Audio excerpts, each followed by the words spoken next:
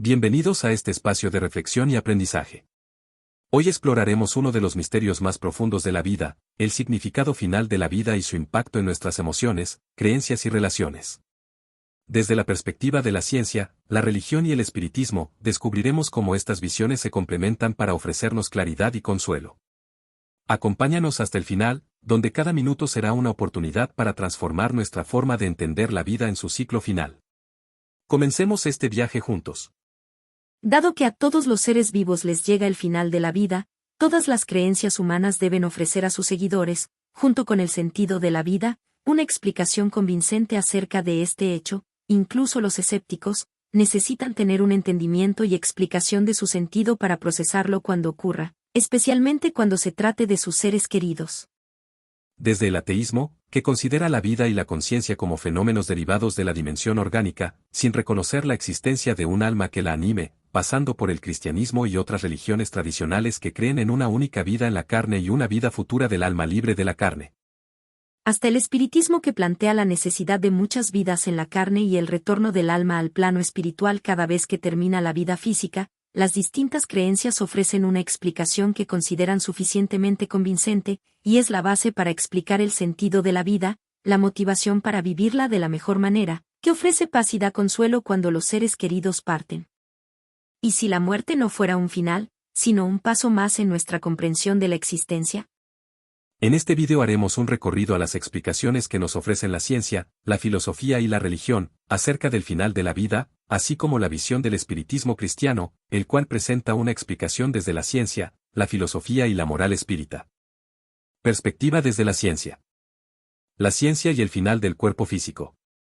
Primero veamos cómo la ciencia aborda el final de la vida, y cómo la humanidad cuenta con esta, como base comúnmente aceptada, incluso para establecer las leyes relacionadas.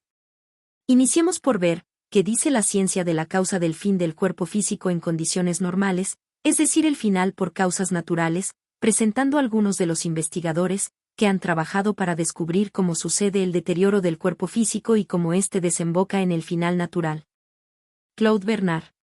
Francia. Fisiólogo, 1813 a 1878. Investigó los procesos de homeostasis y equilibrio interno, y cómo la pérdida de este equilibrio en los órganos podía llevar al final de la vida. Su trabajo sobre la fisiología del hígado, los sistemas de regulación del cuerpo y el metabolismo, ayudaron a establecer cómo los órganos fallaban cuando el cuerpo ya no podía mantener su ambiente interno estable. Santiago Ramón y Cajal. España, 1852 a 1934. Pionero en neurociencia, descubrió cómo las neuronas se degradan en enfermedades y lesiones que pueden llevar al final de la vida. Su trabajo sobre la estructura del sistema nervioso fue clave para entender cómo el cerebro y el sistema nervioso fallan en condiciones terminales, lo que contribuye a la pérdida de funciones vitales. Charles Brown-Séquard. Francia, 1817 a 1894. Estudió el sistema endocrino y cómo sus disfunciones afectan el envejecimiento y el final de la vida. Observó que la producción hormonal disminuye con la edad, contribuyendo al fallo gradual de los órganos. Su investigación ayudó a entender la importancia del equilibrio hormonal en el mantenimiento de la salud hasta el final natural de la vida. Leonard Hayflick. Biólogo. Estados Unidos, 1928 a 2024. Descubrió que las células tienen un límite de división, más allá del cual ya no pueden dividirse. Esto fue fundamental para entender cómo el envejecimiento celular contribuye al final natural de la vida, ya que las células envejecen y con el tiempo, pierden su capacidad de regeneración, lo que lleva al fallo orgánico progresivo. La ciencia y el alma. Examinemos cómo la ciencia ofrece una explicación para lo que llamamos facultades del alma, como la razón, la memoria, el amor, la voluntad, y demás. La ciencia no considera la existencia del alma y menos que sea un ser independiente del cuerpo. La ciencia afirma que estas facultades son el resultado de procesos cerebrales, y por lo tanto, cualquier fallo en el cerebro afectará estas capacidades y eventualmente su cesación definitiva. Por lo tanto, cuando el cerebro muere, el alma, si es que se aceptara llamar así a estas facultades, también muere. A continuación, algunos de los más destacados pensadores y sus postulados. Antonio Damasio. Portugal y Estados Unidos. 1944 al presente, neurocientífico, ha investigado cómo las emociones y la conciencia están fuertemente ligadas al cerebro, dependiendo de los estados neurológicos. Sostiene que las emociones, el razonamiento y otras capacidades que tradicionalmente se consideraban del dominio del alma, son el resultado de procesos cerebrales. Francine Shapiro. Estados Unidos. 1948 a 2018, psicóloga, apoyaba la idea de que el procesamiento emocional y la memoria están vinculados a la actividad cerebral. Consideraba que las experiencias emocionales y recuerdos dolorosos pueden ser procesados y liberados, solo cuando el cerebro recibe el tratamiento adecuado. Oliver Sacks.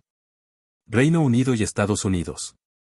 1933 a 2015, neurólogo, escribió extensamente sobre cómo la función del cerebro determina aspectos del pensamiento y la emoción. A través de casos clínicos documentados, exploró cómo daños en áreas específicas del cerebro pueden alterar la personalidad, las facultades cognitivas y las emociones, sugiriendo que el alma o el yo son, en última instancia, dependientes del cerebro. Vittorio Gelis. Italia. 1950 al presente, neurocientífico, uno de los principales investigadores en el campo de la neurociencia, ha desarrollado teorías sobre las neuronas espejo, que explican cómo las personas son capaces de sentir empatía y conectar emocionalmente con los demás, sugiriendo que la percepción y la experiencia emocional, aspectos fundamentales de la conciencia, están basados en procesos cerebrales. El dilema ético de la interrupción de la vida. Hasta aquí algunos enfoques básicos de la visión científica del final de la vida, y por qué se ignora la existencia del alma, y más aún que ésta pueda ser considerada un ser independiente de la materia. Algo clave para agregar, es que en el límite de la vida, en que la medicina no pueda considerarla científicamente viable, se requiere apoyo de la filosofía para poder sustentar las decisiones médicas. Cuando la vida se agota por el desgaste y fallo de los órganos vitales, la medicina interviene utilizando dispositivos mecánicos que respalden sus funciones, esto, siempre y cuando los daños parezcan reparables y una autonomía básica para la persona sea potencialmente viable. Sin embargo, cuando un tratamiento efectivo es improbable y surge la necesidad de decidir sobre la desconexión de los soportes vitales, se hace necesario recurrir a la ética para apoyar tanto a los médicos como a los familiares que podrían enfrentar esta decisión. Reflexionemos qué nos dice la filosofía al respecto, dejando de lado por el momento la participación de la religión, la cual, en muchos países, no ha tenido una influencia explícita en las leyes relacionadas con estos temas. Varios pensadores y profesionales multidisciplinarios han trabajado sobre las decisiones éticas de desconectar a pacientes que ya no tienen posibilidades de recibir tratamientos médicos viables. Estas reflexiones se centran en la ética médica, la bioética, y el derecho a la vida y final digno de la vida. Algunos de los más relevantes son los siguientes. James Reichels, 1941 a 2003, Estados Unidos, filósofo conocido por sus trabajos en bioética. En su libro El final de la vida, 1993, discute las cuestiones éticas relacionadas con la eutanasia y el derecho a decidir sobre el final de la vida. Sostuvo que el final digno de la vida y la desconexión de máquinas pueden ser consideradas éticamente apropiadas si el sufrimiento del paciente es insostenible y no hay esperanza de recuperación. Tom Beauchamp, 1942 al presente, y James Childress, 1941 al presente, Estados Unidos, conocidos por su trabajo sobre los principios de bioética, particularmente en su libro Principios de la ética biomédica, 1979. Introdujeron los 4 principios fundamentales de la ética médica: autonomía, beneficencia, no maleficencia y justicia, que son esenciales al considerar la desconexión de los pacientes en estado terminal. Estos principios ayudan a guiar a los médicos en la toma de decisiones difíciles sobre el fin de la vida. Daniel Kahneman, 1930 al presente, Estados Unidos. Kahneman, filósofo y bioeticista, ha sido un defensor del enfoque ético en las decisiones al final de la vida. En sus escritos, como El sueño problemático de la vida en busca de una muerte pacífica, 2000, reflexiona sobre el sufrimiento de los pacientes y la limitación de la medicina en el proceso final de la vida, sugiriendo que las decisiones médicas sobre la desconexión deben considerar la calidad de vida del paciente. Perspectiva desde la biología evolutiva. Una interesante perspectiva del final de la vida es brindada por el campo científico de la biología evolutiva, que se enfoca principalmente en los procesos biológicos que explican la variación, adaptación y supervivencia de las especies a lo largo del tiempo. Descubramos algunos de sus representantes y postulados. August Weismann, 1834 a 1914. biólogo alemán, propuso que final programado de la vida de los organismos multicelulares tiene una función evolutiva, liberar recursos para las generaciones más jóvenes. Su hipótesis del soma desechable sugiere que los organismos invierten en reproducirse y no necesariamente en una vida infinita, porque eso favorecería la renovación genética. William Hamilton, 1936 a 2000. Biólogo evolutivo británico. Desarrolló la teoría de la selección de parentesco en los años 1960. Según esta idea, incluso los individuos que no se reproducen pueden influir en la propagación de sus genes ayudando a la supervivencia de parientes cercanos, lo que explica el papel biológico de adultos mayores no fértiles. George C. Williams, 1926 a 2010. Biólogo evolutivo estadounidense. En su libro, Adaptación y selección natural, discutió cómo la senescencia o envejecimiento y el final de la vida son consecuencias de la inversión evolutiva en la reproducción a corto plazo, en lugar de la supervivencia a largo plazo. John Maynard Smith, 1920 a 2004. Biólogo evolutivo y genetista británico. Trabajó en modelos matemáticos de evolución y enfatizó cómo las estrategias evolutivas equilibran los costos de vida prolongada con los beneficios de la reproducción temprana. Perspectiva desde la psicología.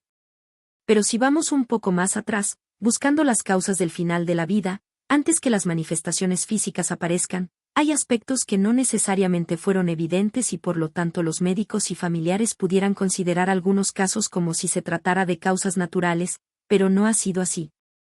Desde la psicología se han presentado teorías que muestran cómo la longevidad y la salud mental están asociadas con la calidad de la vida afectiva, el sentido de propósito y pertenencia, y la capacidad de relacionamiento social.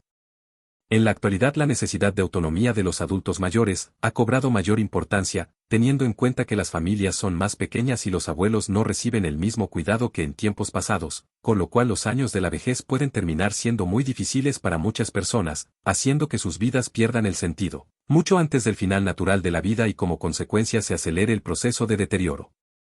Analicemos algunas investigaciones en este sentido. Émile Durkheim. Sociólogo y filósofo. Francia, 1858 a 1917. En su obra El suicidio, observó que el sentido de pertenencia y el apoyo social influyen en la salud mental y pueden actuar como factores protectores. Los adultos mayores con fuertes conexiones sociales tienden a experimentar un mayor bienestar y resiliencia emocional, lo cual puede contribuir a una vida más larga. Jean-Paul Sartre. Francia, 1905 a 1980, filósofo existencialista, promovió la idea de que el sentido de la vida se construye a través de los compromisos personales y la interacción social. La libertad y responsabilidad de cada individuo para darle sentido a su vida dependen de su capacidad de relacionarse y comprometerse con otros, lo cual influye en su bienestar y satisfacción vital, en especial en la vejez. Simone de Beauvoir. Francia, 1908 a 1986, filósofa existencialista, en su obra La vejez, analiza las dificultades emocionales y sociales de las personas mayores, reflexionando sobre cómo el aislamiento y la falta de reconocimiento social afectan su sentido de identidad y propósito. Beauvoir argumenta que la sociedad debe valorar y apoyar a los mayores para que mantengan un sentido de pertenencia y relevancia en sus vidas. John Bowlby, 1907 a 1990. Psicólogo británico conocido por su teoría del apego, demostró que los vínculos afectivos son esenciales para el bienestar psicológico desde la infancia. Su teoría fue ampliada por investigaciones que muestran cómo la conexión social y la calidad de las relaciones personales en la adultez influyen en la salud y la longevidad. La ciencia y sus reglas de juego. Hasta aquí, algunos aspectos relevantes de la visión científica del final de la vida considerando los límites de la ciencia humana. A partir de este punto, se podrían considerar investigaciones y postulados recientes basados en evidencias y testimonios de personas y médicos, acerca de fenómenos que la ciencia aún no considera válidos, por faltar a la rigurosidad científica, es decir, que los estudios no han sido diseñados de tal manera que sigan principios metodológicos que aseguren la objetividad, la replicabilidad y la validez de los resultados. Veamos brevemente, ¿cuáles son los requerimientos principales de la ciencia para validar la experimentación y asegurar que los resultados sean sólidos, verificables y basados en evidencia confiable, elementos clave para el progreso y la aceptación de una teoría dentro de la comunidad científica? Falsabilidad. Un principio fundamental en la ciencia es que cualquier afirmación debe ser falsable, es decir, debe ser posible diseñar un experimento o una observación que pueda demostrar que la afirmación es falsa. Esto implica que las teorías deben ser claramente definidas y sus hipótesis deben ser verificables o refutables mediante pruebas empíricas.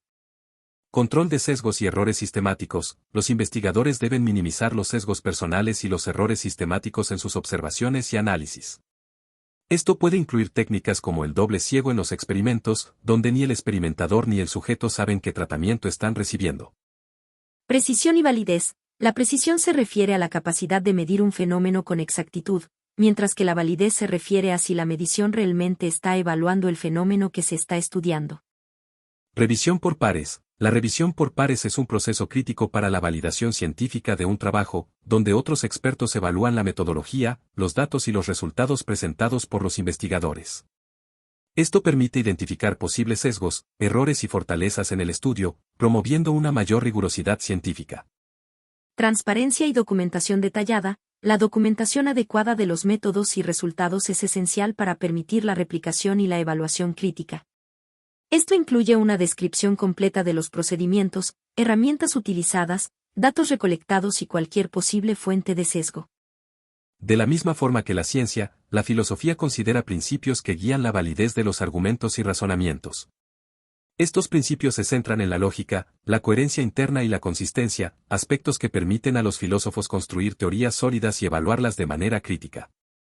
Algunos de los elementos clave en la rigurosidad filosófica son: lógica y argumentación. La filosofía exige un razonamiento lógico, donde las conclusiones deben derivarse de premisas claras y válidas. Los filósofos deben seguir reglas de inferencia lógicas para evitar falacias. Un argumento debe ser válido, la conclusión debe seguir necesariamente de las premisas, y sólido, las premisas deben ser verdaderas. Coherencia interna. Una teoría filosófica debe ser coherente, es decir, no debe contener contradicciones internas. Si una proposición es incompatible con otra dentro de un sistema filosófico, la coherencia del sistema se ve comprometida. Esto implica que los filósofos deben asegurar que sus teorías sean internamente consistentes y no se contradigan. Claridad y precisión conceptual. En filosofía, es esencial que los términos y conceptos estén claramente definidos. La ambigüedad en los términos puede llevar a malentendidos y argumentos inválidos. La precisión en la definición de conceptos es crucial para evitar confusión y asegurar que los debates filosóficos sean productivos. Razonamiento crítico y reflexión. La filosofía también enfatiza la reflexión crítica sobre las ideas existentes. Los filósofos deben evaluar y criticar las posiciones rivales, no solo defender sus propios puntos de vista. Este proceso de crítica y reflexión constante permite a la filosofía avanzar y clarificar conceptos fundamentales. Refutabilidad. Similar a la ciencia, la filosofía valora que las teorías sean refutables, es decir, que puedan ser desafiadas y modificadas a través de nuevos argumentos o evidencia.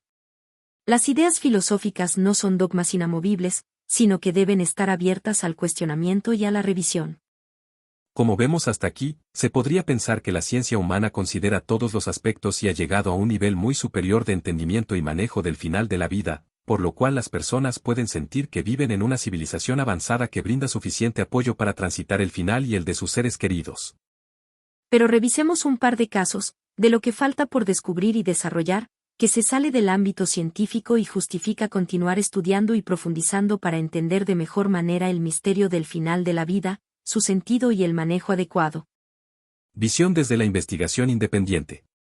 Aunque sus estudios pueden estar fuera de los estándares aceptados por la ciencia convencional, a menudo los investigadores independientes abren nuevas perspectivas o desafían paradigmas existentes.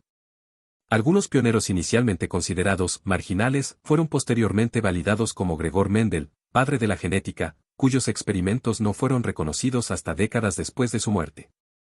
Alfred Wegener propuso la teoría de la deriva continental, rechazada en su tiempo pero aceptada tras avances en tectónica de placas. Algunos casos recientes relacionados con el final de la vida y sus investigadores, que están siendo presentados al público, pero la ciencia no los considera aún válidos por faltar a la rigurosidad científica, son: experiencias cercanas a la muerte. Son eventos o percepciones que algunas personas reportan haber experimentado cuando estuvieron cerca del final de su vida o durante un episodio clínico crítico, como en paros cardíacos o situaciones de peligro extremo, como accidentes graves. Estas experiencias suelen incluir sensaciones de paz, visiones de luz brillante, encuentros con seres fallecidos, una sensación de flotar fuera del cuerpo, o incluso la revisión de su vida. A menudo son descritas como transformadoras o significativas para quienes las experimentan. Aunque las CCM son ampliamente documentadas, han generado debate dentro de la comunidad científica y han llevado a muchos científicos a considerar los fenómenos subjetivos relacionados con el cerebro, tales como efectos de la falta de oxígeno, cambios químicos durante situaciones de estrés extremo o actividad neuronal especial que ocurre durante estos eventos. El enfoque de los estudios está basado en la aplicación de principios de observación, análisis y experimentación, y aunque muchas de sus interpretaciones no sean universalmente aceptadas por la comunidad científica, el estudio de estas experiencias ha comenzado a desarrollarse dentro de un marco metodológico que intenta cumplir con los criterios de la ciencia. Consideremos algunos investigadores destacados que estudian formalmente las experiencias cercanas a la muerte desde hace más de 50 años, a pesar que ya se escribía acerca de estos casos desde las épocas de Platón. Dr. Raymond Moody. Estados Unidos. Médico y filósofo, 1975, autor del clásico, Vida después de la vida, que popularizó el concepto de la CCM. Moody describió patrones comunes en estas experiencias, como túneles, luces brillantes y encuentros con seres espirituales. Dr. Kenneth Rinn. Psicólogo. Estados Unidos. 1980, en su libro, La vida en la muerte, una investigación científica de las experiencias cercana a la muerte. Estableció una tipología de la CCM basada en relatos de pacientes y exploró sus implicaciones psicológicas y espirituales. Pim van Lammel. Cardiólogo. Países Bajos, 2001. Publicó un influyente artículo en La Lanceta, titulado Experiencias cercanas a la muerte en supervivientes de un paro cardíaco, un estudio prospectivo en los Países Bajos. Su investigación sugiere que las CCM no son solo productos del cerebro moribundo. Dr. Sam Parnia. Médico y especialista en cuidados intensivos. Reino Unido, 2006. En su publicación, ¿Qué pasa cuando morimos?, lidera investigaciones sobre la conciencia durante el paro cardíaco y el fenómeno de SM dentro del proyecto Conciencia durante la reanimación. Dr. Eben Alexander. Estados Unidos, 2012. Neurocirujano y autor de Prueba del cielo. A partir de su propia SM, argumenta que la conciencia puede existir independientemente del cerebro, desafiando paradigmas científicos tradicionales. Dr. Bruce Grassen. Estados Unidos, 2021, doctor en medicina, profesor emérito de psiquiatría en la Universidad de Virginia, ha dedicado décadas al estudio de la CCM, explorando fenómenos como la claridad mental, caracterizada por una agudeza y coherencia extraordinarias del pensamiento, acompañada de la capacidad de procesar información de manera rápida y eficiente incluso cuando el cerebro se encuentra en condiciones comprometidas. Es autor de libros que abordan la relación entre la mente y el cerebro en contextos cercanos a la muerte. Grassen utiliza este concepto para argumentar que las SM no son simplemente alucinaciones o productos de un cerebro que está muriendo, sino que podrían implicar dimensiones de la mente y la conciencia que aún no se comprenden completamente desde el punto de vista científico. Comunicación con las almas del más allá. Otro de los fenómenos en estudio formal, asociados con el final de la vida, es la comunicación con las almas de los fallecidos. Es un tema encontrado repetidamente en la historia de los pueblos, que cuenta de estos hechos. Por ejemplo, los gobernantes acudían a los oráculos de Siwa en Egipto, o al oráculo de Delfos en Grecia, buscando orientación para la resolución de problemas. El estudio formal de estos hechos ha sido analizado desde el siglo XIX, bajo principios de observación, análisis y experimentación, con un enfoque metodológico, aunque igualmente sus interpretaciones siguen sin ser aceptadas por la comunidad científica. A continuación, se destacan algunos hitos importantes en este campo. Allan Kardec. Francia, 1857. Educador y pedagogo, es uno de los principales estudiosos y su contribución es crucial cuando hablamos de la comunicación con los espíritus. Él no solo documentó casos y testimonios, sino que sistematizó la doctrina espiritista, haciendo una de las primeras y más importantes recopilaciones filosóficas sobre las comunicaciones con el más allá. Propuso un enfoque metodológico para estudiar las manifestaciones de los espíritus.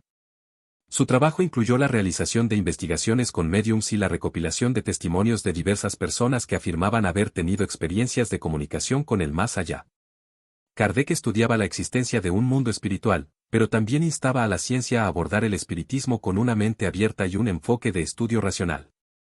Utilizó un enfoque riguroso para estudiar las comunicaciones con los espíritus, que combinaba principios de observación, análisis crítico y repetición de experimentos. Su método consistía en formular preguntas a los espíritus a través de médiums, cotejar las respuestas recibidas y confrontarlas con información proveniente de otros médiums, para verificar la coherencia y la universalidad de los mensajes. Entre los médiums con los que trabajó destacan Josephine Japhet, Elizabeth D'Esperance, las hermanas Baudin y otros anónimos.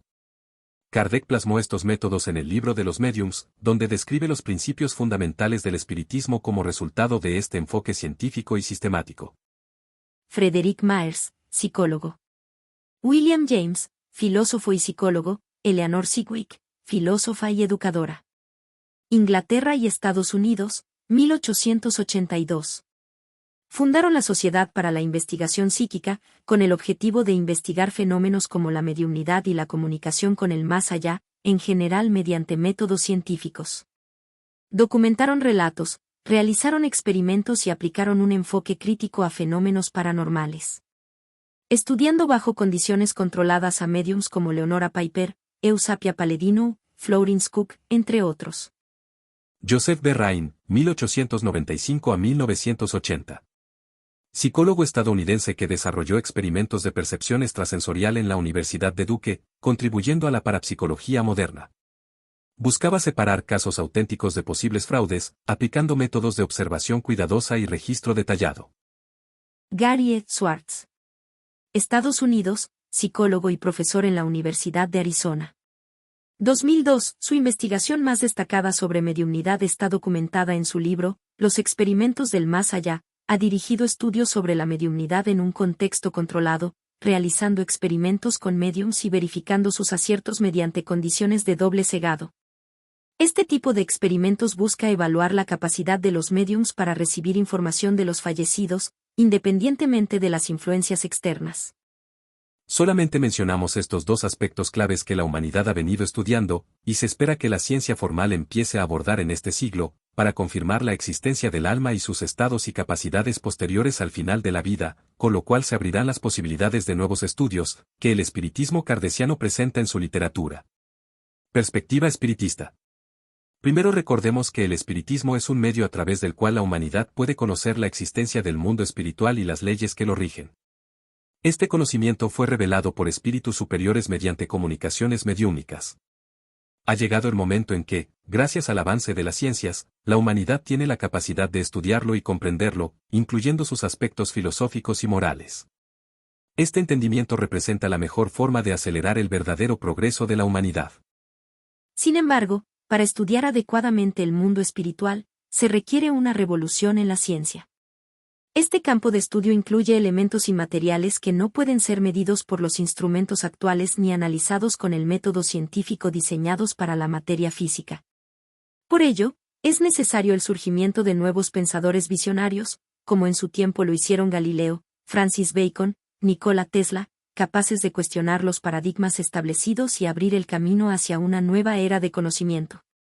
Exploremos qué nos dice el espiritismo en su visión científica, filosófica y moral acerca de cómo sucede el final de la vida, cuando ésta se agota, de manera natural.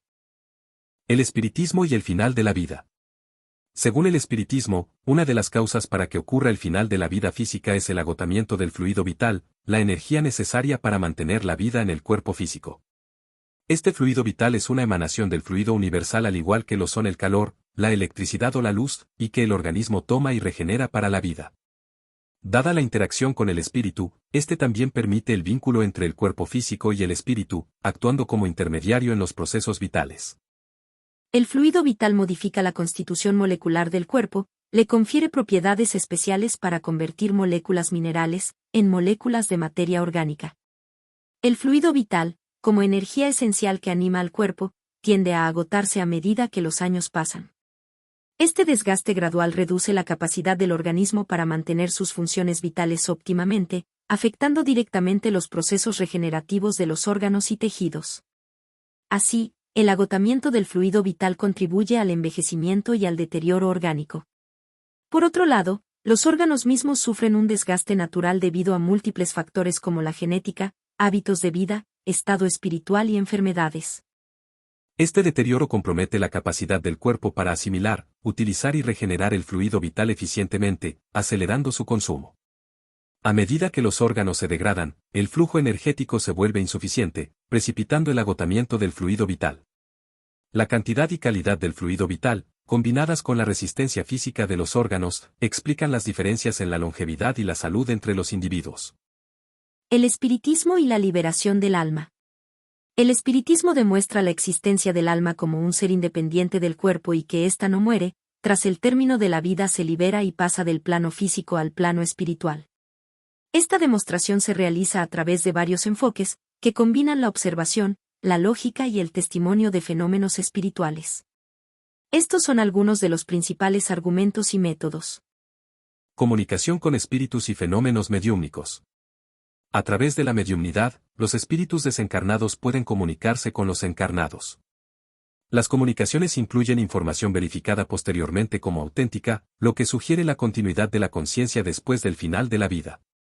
Manifestaciones físicas y psíquicas, fenómenos como psicografía, escritura automática, materializaciones y psicofonías muestran evidencias de una inteligencia externa al médium, atribuida a las almas desencarnadas.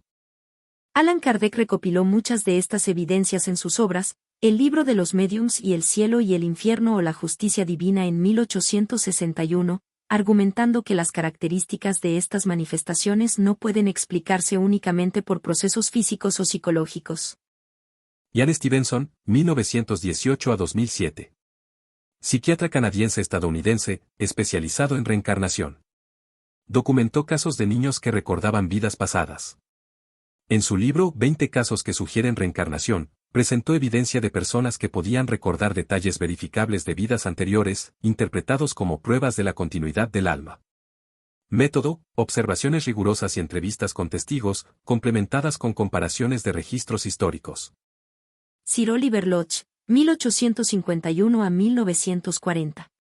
Físico británico y defensor del espiritualismo. Investigó fenómenos paranormales y defendió la existencia del alma basándose en comunicaciones mediúmnicas. Su libro, Raymond, o la vida y la muerte, documenta experiencias con su hijo fallecido. Método: sesiones mediúmnicas y comparaciones de mensajes espirituales con eventos verificables. Francisco Cándido Xavier. Medium de renombre mundial. 1910 a 2002, Brasil. Aunque no tuvo una profesión formal en el sentido tradicional, dedicó su vida a la mediumnidad y a la difusión de los mensajes espirituales que recibía. Método: Chico Xavier era principalmente un medium psicógrafo. Esto significa que escribía mensajes que eran dictados por espíritus. A través de este método, produjo una vasta cantidad de libros que abordaban temas como la vida después de la vida, la reencarnación, la evolución espiritual y la importancia del amor y la caridad. Divaldo Pereira Franco. Brasil, 1927 al presente. Es un reconocido medium, escritor, profesor y orador. Al igual que Chico Xavier, su vida ha estado dedicada a la difusión de los mensajes espirituales y a la práctica de la caridad. Método y obra: medium psicógrafo, recibe mensajes de espíritus que luego transcribe en forma de libros y conferencias. Producción literaria: ha escrito numerosos libros, muchos de los cuales se han convertido en bestsellers y han sido traducidos a varios idiomas. Sus obras suelen abordar temas como la vida después de la vida, la reencarnación, la evolución espiritual, el amor y la importancia de servir al prójimo. La interrupción de la vida por decisión propia, desde la óptica espírita. El espiritismo, como corriente filosófica, presenta una visión particular sobre la interrupción de la vida que se fundamenta en sus principios básicos sobre la vida, su final y el destino del alma. Los principales postulados del espiritismo sobre la interrupción de la vida son: la vida es una oportunidad para la evolución espiritual. Según el espiritismo, la vida física es un periodo de aprendizaje y expiación. Cada encarnación ofrece oportunidades para el progreso moral y espiritual del alma. El final de la vida, como fenómeno natural, debe ocurrir según las leyes divinas y no ser precipitada por intervención humana. El sufrimiento como parte del proceso evolutivo, tiene un propósito espiritual. Las pruebas y tribulaciones ayudan a purificar al alma y a expiar faltas pasadas. En este contexto, Acortar una vida mediante la interrupción por decisión humana, podría interpretarse como interrumpir un proceso educativo diseñado para el crecimiento espiritual. Aunque el espiritismo valora la intención de aliviar el sufrimiento, se enfatiza que el auxilio debe darse a través de cuidados amorosos, apoyo espiritual y oración, no mediante la interrupción activa de la vida. La creencia en la vida después de la vida física lleva a considerar que el final de la vida no es el fin, sino una transición hacia otro plano de existencia. Por lo tanto, acortar la vida podría interferir en este proceso natural y en el destino del alma. No se conoce con certeza qué sucede después del final de la vida, por lo que acortar la vida de manera intencional podría privar al individuo de experiencias y aprendizajes importantes en el más allá. La evolución biológica y espiritual según el espiritismo. El espiritismo aborda la evolución biológica y espiritual como dos procesos complementarios que reflejan el desarrollo integral del ser humano, de su cuerpo físico y de su alma. Existe una conexión entre la evolución material, descrita muy bien por la ciencia, y el progreso del alma correspondiente a la inteligencia y la moral. La vida material le otorga a los seres medios cada vez más elaborados, como un cuerpo adecuado para realizar ciertas funciones y una capacidad cerebral mayor, apta para albergar una inteligencia superior, así como las condiciones exigentes para el perfeccionamiento de su cuerpo, haciéndolo más apto tras cada generación, hasta llegar incluso al desarrollo de nuevas y mejores especies. El espíritu se ve igualmente exigido para evolucionar, vivenciando situaciones adecuadas para el progreso de su inteligencia y su moral, mediante el cumplimiento de deberes y la superación de pruebas y expiaciones. Intelectualmente mediante el estudio y el trabajo, moralmente mediante el relacionamiento social, aprendiendo de la convivencia con sus iguales, del ejemplo de los más adelantados y enseñando a los más atrasados. La evolución espiritual no es automática ni mecánica, depende de las decisiones libres que tome el espíritu y de su esfuerzo consciente por mejorar. A través de las múltiples encarnaciones, el espíritu refina sus cualidades intelectuales y morales, acercándose cada vez más a la armonía divina. El final de la vida como parte del proceso evolutivo, está enmarcada por leyes divinas, por ejemplo, la ley de destrucción que explica cómo la transformación y renovación es constante para el progreso y el equilibrio de la creación. Cada fase de vida encarnada tiene un propósito de avance en los aspectos que el espíritu necesita adelantar. Cada fase es programada en el mundo espiritual y revisada una vez la vida termina. El espíritu hace un ejercicio de autoexamen para verificar los logros y pendientes, con los cuales se prepara para una nueva reencarnación. En el libro de los espíritus Allan Kardec señala que el final de la vida es necesario para la renovación, tanto en términos espirituales como biológicos. Kardec explica que el final de la vida es una fase del cuerpo físico, pero no es el fin del ser. El espíritu sigue existiendo y sigue su camino hacia el perfeccionamiento, ya sea en el plano espiritual o preparándose para una nueva encarnación. El espiritismo, la psicología y el final de la vida. El espiritismo explica cómo la falta de afecto, de relaciones significativas y un sentido de propósito y pertenencia puede acelerar el proceso de desencarnación en los ancianos, y por qué estos factores impactan tanto el cuerpo físico como el espiritual. El fluido vital, que sostiene la vida en el cuerpo físico, se ve fortalecido o debilitado según el estado emocional y espiritual de la persona. La falta de afecto, la soledad o la desconexión social generan vibraciones negativas que pueden desgastar el fluido vital más rápidamente, debilitando las funciones del organismo y favoreciendo enfermedades. El periespíritu, que actúa como intermediario entre el espíritu y el cuerpo físico, también se ve afectado por las emociones y pensamientos negativos. Las emociones como la tristeza, el aislamiento o el abandono generan desequilibrios energéticos que repercuten en el cuerpo físico, debilitándolo y acelerando el proceso de desencarnación. Los lazos de amor y fraternidad son esenciales para la evolución espiritual y el bienestar físico. Los espíritus superiores enseñan que el afecto y la convivencia son fuentes de energías positivas que revitalizan tanto el cuerpo como el espíritu. Cuando estos lazos faltan, el adulto mayor puede perder el propósito de continuar en el plano físico, debilitando su voluntad de vivir. En algunos casos, la falta de afecto y relaciones significativas puede ser parte de una prueba espiritual para el adulto mayor o incluso para quienes lo rodean. Estas situaciones ofrecen oportunidades para desarrollar virtudes como la paciencia, la empatía y el perdón. De esta forma, el afecto, el relacionamiento y el sentido de propósito y pertenencia son vistos como esenciales no solo para prolongar la vida, sino para enriquecerla espiritualmente. Esto está en consonancia con la ley de sociedad, que subraya la necesidad de vivir en comunidad para la evolución integral del ser humano. Visión de la religión tradicional cristiana. Los libros sagrados de las diferentes religiones incluyen revelaciones del mundo espiritual, para ser entendidos en sus respectivas épocas, cuando la ciencia y el espiritismo aún no existían para explicar más a fondo los fenómenos naturales materiales y espirituales. Sin embargo, en sus textos se dan explicaciones y análisis muy racionales y de profundidad filosófica, muy actuales y valiosos hasta el día de hoy. Consideremos la visión del final de la vida en la Biblia. La religión y el final del cuerpo físico. La Biblia presenta la fragilidad y la vulnerabilidad del cuerpo humano como parte de la creación. En Génesis 3 y 19, se menciona, con el sudor de tu frente comerás el pan hasta que vuelvas a la tierra, porque de ella fuiste tomado, pues polvo eres y al polvo volverás. Esto refleja la naturaleza material y perecedera del cuerpo físico. El cuerpo está diseñado para desgastarse con el tiempo. En Eclesiastés 12, 1, 7, se describe poéticamente el envejecimiento y la pérdida progresiva de las facultades físicas, como la vista, el oído y la fuerza.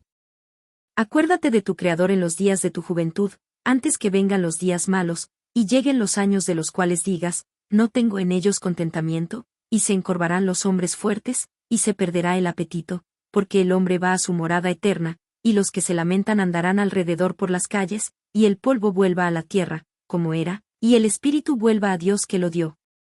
Este pasaje describe el proceso de envejecimiento y el acercamiento al final de la vida, ofreciendo una reflexión sobre la importancia de recordar a Dios durante la juventud, cuando se tiene vigor y energía, antes de que lleguen los años de decadencia física.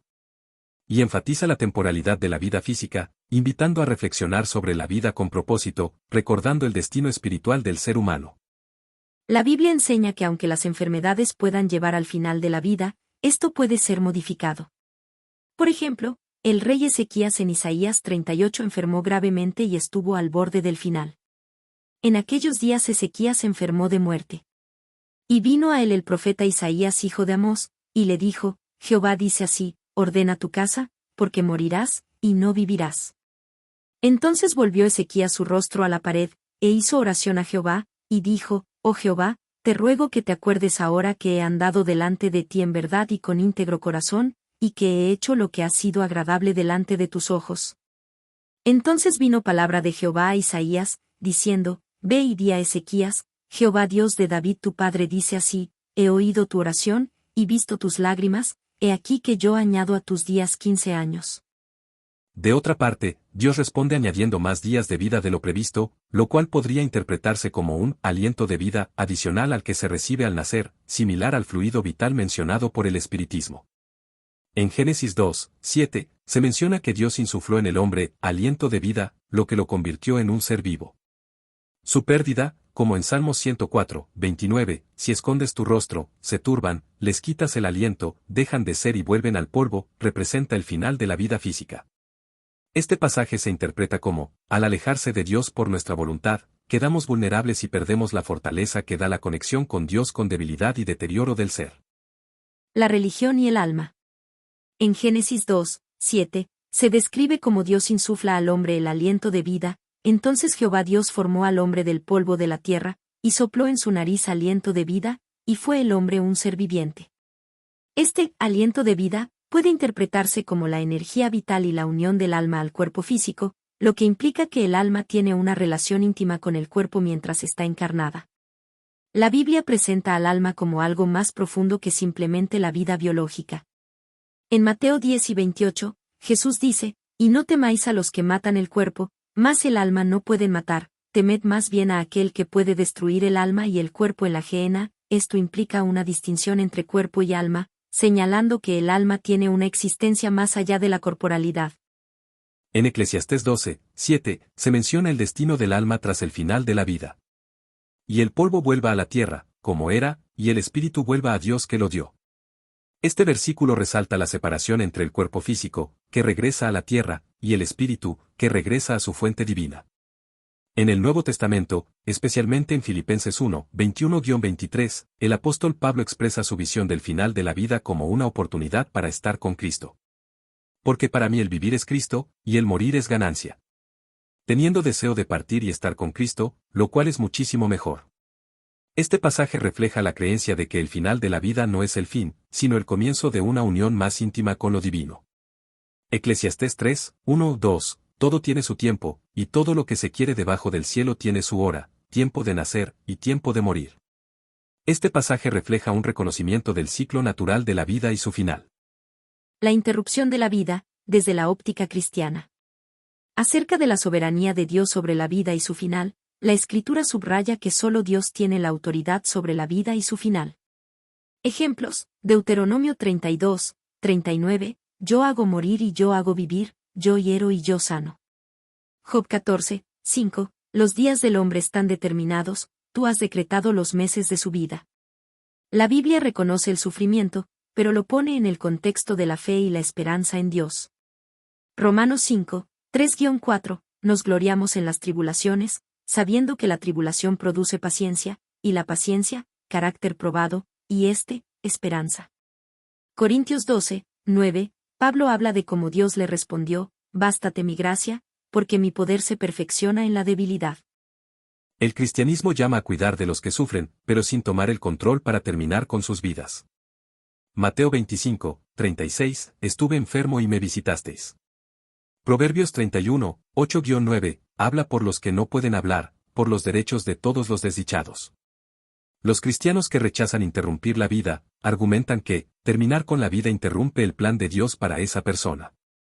El sufrimiento puede tener un propósito espiritual o moral que no siempre se comprende en el momento. Y así llegamos al final de este viaje reflexivo. Gracias por acompañarnos en este análisis sobre la vida, la muerte y los lazos que nos conectan como seres humanos.